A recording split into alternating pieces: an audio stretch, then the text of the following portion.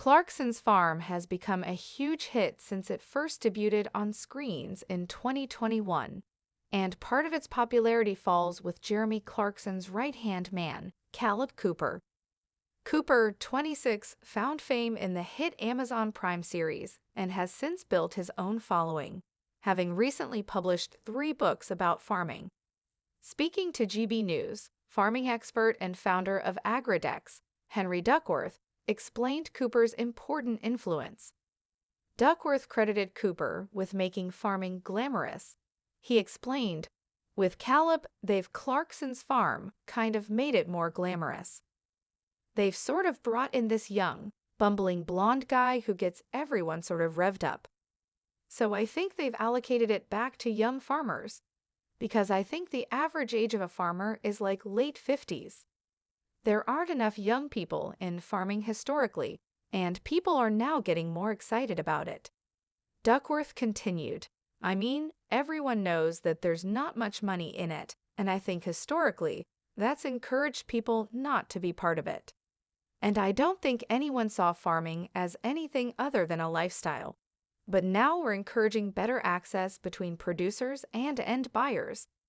Agridex describes itself as offering instant, low-cost settlement and supply chain transparency across the entire agricultural value chain. Speaking about his background in business, Duckworth explained, "My history was that I grew up in a multi-generational farming family, mostly in Zimbabwe. Sadly, in Zimbabwe, we didn't have the best leadership and went from one of the world's largest producers and exporters of food to being food insecure in the space of only about a year.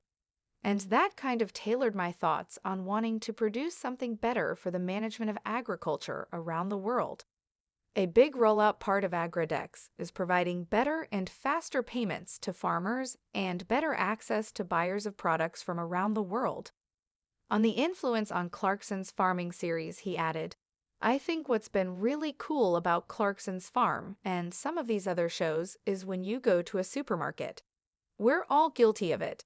If you're not feeling very rich that week, you choose something that's very cheap. You don't think about it.